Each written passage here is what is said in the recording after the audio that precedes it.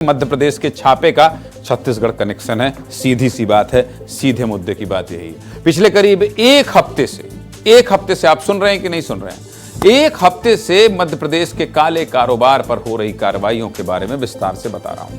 हर दिन कुछ नया खुलासा हो रहा है, कुछ नया पता चल जा रहा है, और जो भी पता चल रहा है वो सिर्फ चौंका ही रहा है। आज फिर कुछ नए खुलासे हुए, लेकिन आज विस्तार न्यूज ने भी कुछ एक्सक्लूसिव खुलासे किए हैं। आज क्या क्या हुआ है सब कुछ जान लेते हैं। चलिए शुरुआत कर लेते हैं। भोपाल में 18 दिसंबर को 3 बिल्डरों पर हुई कार्रवाई अब बहुत आगे बढ़ चुकी है। अब तक की जांच में पता चला है कि इन कारोबारियों का सालाना टर्नओवर तो 50 करोड़ का ही था, लेकिन इन सब ने मिलकर करीब 500 करोड़ रुपए की टैक्स चोरी की है। भाई साहब, 50 करोड़ का टर्नओवर वाला आदमी 500 करोड़ की टैक्स चोरी कर रहा है। सूत्रों की माने तो विभाग के अधिकारियों का कहना है कि जांच पूरी होने पर करीब 10 गुना टैक्स चोरी की बात सामने आ सकती है। सोचिए कितना बड़ा टैक्स घोटाला है ये। जांच में यह भी खुलासा हुआ है कि कई ऐसे लोगों के नाम पर जमीन ली गई है जिन्हें यह पता ही नहीं है कि उनके नाम पर जमीन कोई जमीन भी है। वो केवल साइन करते थे। इनमें से अधिकतर वो लोग हैं जो कंस्ट्रक्शन कंपनी के कर्मचारी हैं। आयकर विभाग की जांच में 2 दिन पहले एक नया एंगल भी आया था, जब कारोबारी राजेश शर्मा के तार रायपुर के कारोबारी महेंद्र गोयनका से जुड़े।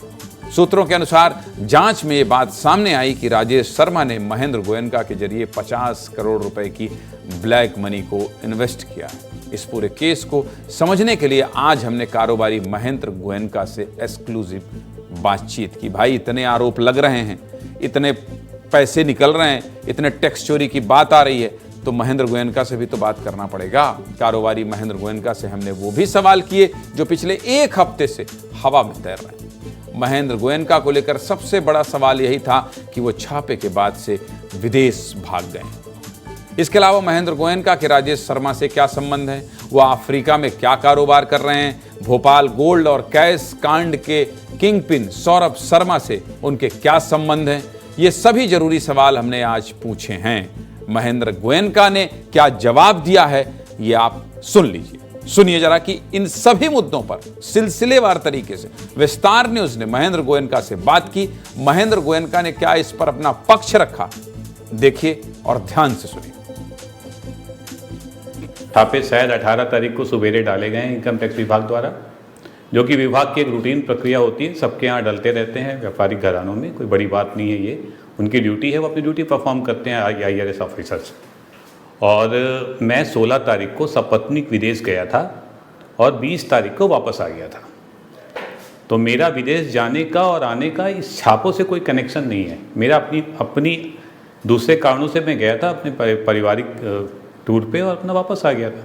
बिल्कुल सही आरोप है। बिल्कुल सही आरोप है। राजेश शर्मा मेरे बहुत अभिन्न मित्र हैं, मेरे परिवार के सदस्य हैं जैसे ही हैं, और मेरे अभिन्न मित्र थे, हैं और रहेंगे। इसमें राजेश शर्मा जी से मेरी मित्रता में कोई डाउट नहीं है मुझे, और कोई वह मेरे मित्र हैं, इस बात को बताने में कोई परहेज नहीं है। बिल्कुल सही बात है।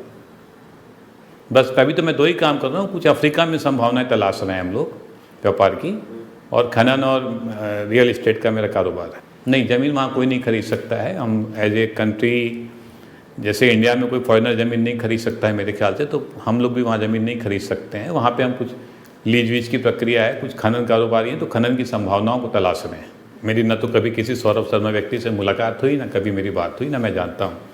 और जहाँ तक मैंने मीडिया के माध्यम से पढ़ा है, क्योंकि मैं मीडिया से ही पढ़ पाया हूँ इस बात को, सौरभ शर्मा और ये सोना और चांदी, तो मुझे ऐसा लगता है कि वो किसी स्टेट डिपार्टमेंट की लोकायुक्त या EOW की सर्च थी, उसमें ऐसा हुआ है। तो ऐसा तो नहीं है कि इनकम टैक्स और लोकायुक्त ने मिलके काम किया होगा, मिलके डेट फिक्स की होगी। वो एक कोइंसिडेंट है कि उनकी सर्च की डेट भी उसी दौरान होगी जब इनकम टैक्स का सर्च चल रहा होगा। अब तक आपको ज्यादातर सवालों के जवाब मिल चुके होंगे, लेकिन इन सवालों के बाद भी 2 सवाल अभी भी बचे हुए थे कि महेंद्र गोयनका के तो सौरभ शर्मा से कोई संबंध नहीं है। सौरभ शर्मा जहां से खूब सोना मिल रहा है, पैसा मिल रहा है, चांदी मिल रहा है, लेकिन क्या राजेश शर्मा और सौरभ शर्मा के बीच कोई संबंध है? साथ ही राजेश शर्मा के अधिकारियों से क्या संबंध है? इस आरोप में कितनी सच्चाई है, ये दो अहम सवालों के जवाब भी महेंद्र गोयनका ने विस्तार न्यूज से बातचीत में मेरे सहयोगी विवेक शुक्ला से बातचीत में दिया है। ये भी सुनिए। कभी नहीं, मैं राजेश शर्मा जी को पिछले 10 साल से जानता हूं और मैं महीने में एक बार भोपाल जाता हूं तो मेरी उनसे मुलाकात अवश्य होती है। तो मैंने आज तक कभी सौरभ शर्मा को ना उनके यहाँ देखा, ना उनके ऑफिस में देखा, ना उनसे कभी बातचीत में जिक्र आया। तो मैं राजेश शर्मा जी के लगभग सभी मित्रों को जानता हूँ और क्योंकि मेरे बहुत अभिन्न मित्र हैं तो मैंने कभी सौरभ शर्मा जी का नाम सुना नहीं उनसे। सर मैं तो आज तक किसी अधिकारी से राजेश शर्मा जी को नहीं मिलवाया हूँ। तो मैं जानता नहीं ऐसे किसी ऑफिसर को जिनको मैं लेके राजेश शर्मा जी के पास गया हूँ। दूसरा, अगर IAS किसी अफसर के IAS के भोपाल में कहीं पे भी प्लॉट हैं तो they are also having family. उन्हें भी रिटायर होना है, उनको भी सैलरी मिलती है, वो अपने पैसे इकट्ठे करते होंगे, प्लॉट लेते होंगे, तो इसमें भी क्या गलत बात है। ये थे उन सारे सवालों के जवाब जो आप सभी जानना चाहते थे। इस पूरी खबर पर पहले दिन से विस्तार न्यूज पर खुलासा सबसे पहले किसने किया था? विस्तार न्यूज ने किया था। और आज कारोबारी महेंद्र गोयनका से भी केवल विस्तार न्यूज ने ही बात की है। आगे भी जो अपडेट होगा आपको बताता रहूंगा।